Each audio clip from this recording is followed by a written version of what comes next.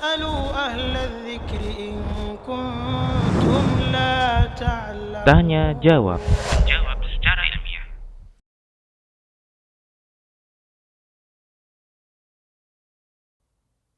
Kadangkala kita sebagai seorang guru hanya sebatas mengajarkan ilmu, tapi kita belum dikatakan sebagai pendidik. Ya, kita hanya mampu menyampaikan poin-poin daripada ilmu tadi, tapi kita tidak menjadi seorang yang disebut dengan pendidik. Beda ya. Ya, dalam dunia pendidikan antara seorang yang disebut dengan guru, ya sekedar menyampaikan maklumat, ilmu dan sebagainya, artinya masuk ke dalam kelas kemudian menyampaikan poin demi poin dan sebagainya, beda dengan seorang yang disebut dengan pendidik.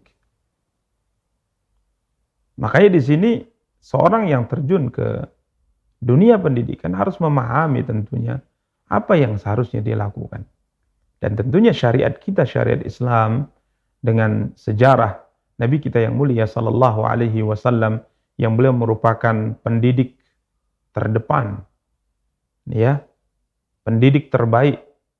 Dari sejarah-sejarah beliau kita bisa tahu bagaimana sikap beliau dengan orang yang mungkin tidak paham, dengan sikap para sahabat yang melakukan kesalahan, semuanya adalah motivasi yang dilakukan oleh beliau. Ya. Makanya kita sebagai seorang pendidik yang terjun di dunia pendidikan harus menyadari bahwa ya, semua yang kita lakukan ini adalah amanah yang ada pertanggungjawaban. Apapun yang kita lakukan ada perhitungan. Begini seharusnya yang diperhatikan oleh seorang pendidik dalam Islam. Ya. Kita bukan hanya ingin menyampaikan maklumat, ilmu-ilmu kepada anak kita.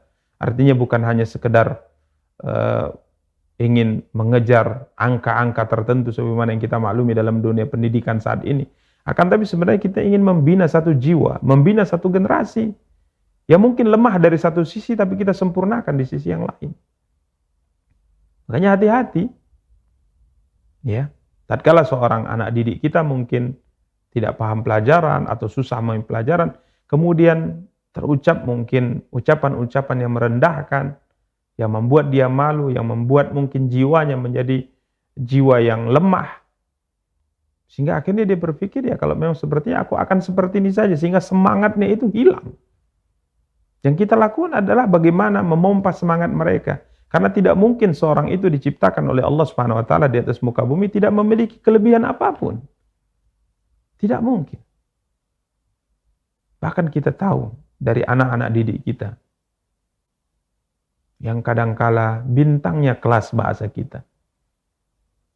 Di saat mereka besar, kita melihat manfaat yang diberikan oleh orang yang kita anggap murid di kelas itu tidak ada apa-apanya. Kita lihat di tengah masyarakat, murid ini lebih memberikan manfaat yang sangat luar biasa dibandingkan dengan murid kita mungkin yang paling kita anggap paling pintar di kelas itu saat itu. Ini banyak kita dapati. Ya, kita masuk ke kelas, yang kita perhatikan mungkin dari 30 orang, mungkin kita perhatikan 10 karena mereka adalah orang yang cepat pahamnya, cepat hafalnya, ya. Akan tapi setelah mereka besar, setelah mereka terjun ke masyarakat, murid-murid yang kita tidak anggap memberikan manfaat jauh lebih banyak daripada mereka-mereka ini. Maka yang ada adalah memberi motivasi. Bukan malah menyudutkan. Begitu juga mungkin dunia pendidikan dalam rumah tangga kita, apalagi yang saat ini kita sedang berhadapan langsung dengan para pendidik-pendidik terbaik untuk umat Islam, yakni para ibu-ibu. Memang kita katakan berhutang budi kita dengan para wanita, ya, dengan para ummahat. Karena mereka dituntut untuk bisa menguasai banyak hal. Termasuk adalah dalam dunia pendidikan. Ya. Karena memang jika seandainya pendidikan di rumah tangga itu baik, maka generasi itu baik. Ya. Maka wallahu ta'ala alam, jika seandainya seorang guru tadi ada mengucapkan sesuatu yang merendahkan atau menyudutkan, sehingga anak didik ini kemudian merasa tersudut, kemudian hilang semangatnya untuk menuntut ilmu, atau sampai melecehkan dan sebagainya, ini kezaliman, jelas ini kezaliman. Ya. Makanya hati-hati dalam berkata. Hati-hati dalam berucap. Suatu hari Umar bin Khattab radhiyallahu taala menemui Abu Bakar, kala itu Abu Bakar sedang memegang-megang lidahnya.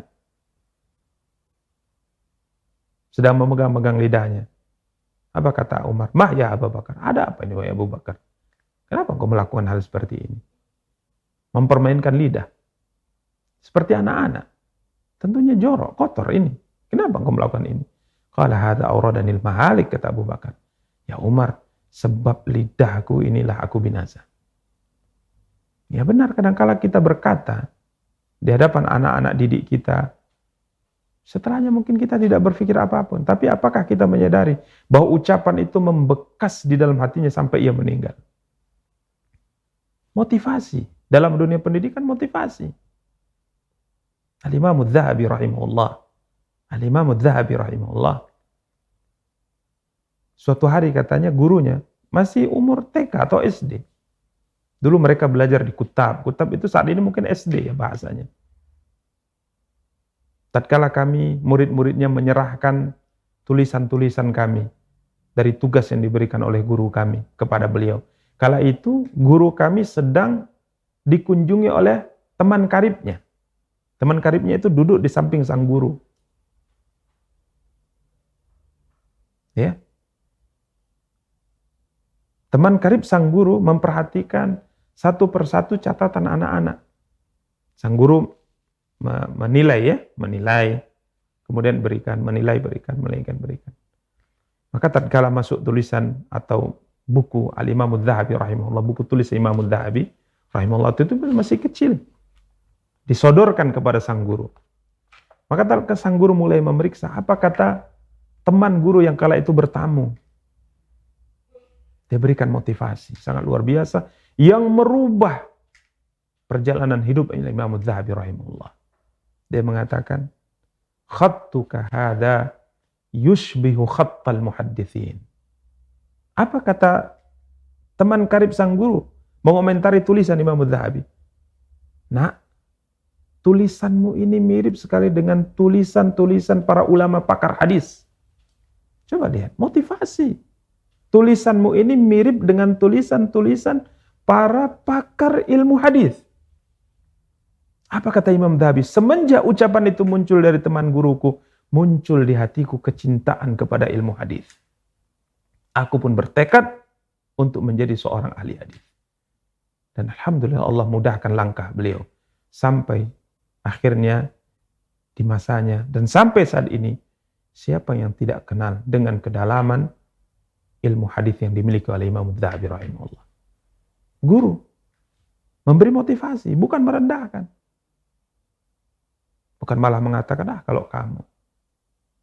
Sampai kapanpun kayaknya kalau kamu orangnya nggak akan. Akhirnya tertanam di dalam jiwanya bahwa dia adalah orang yang tidak akan mampu, tidak akan bisa. Siapa yang menyebabkan dia tidak memiliki semangat untuk berbenah? Kalau bukan kita sebagai seorang guru. Maka hati-hati dengan ucapan. Ini kita berbicara bukan hanya mungkin dalam dunia lembaga pendidikan, akan tapi dunia pendidikan secara luas, termasuk dalam rumah tangga kita, termasuk di anak-anak kita. Berikan motivasi kepada mereka untuk maju terhadap sesuatu yang Allah takdirkan mereka di situ.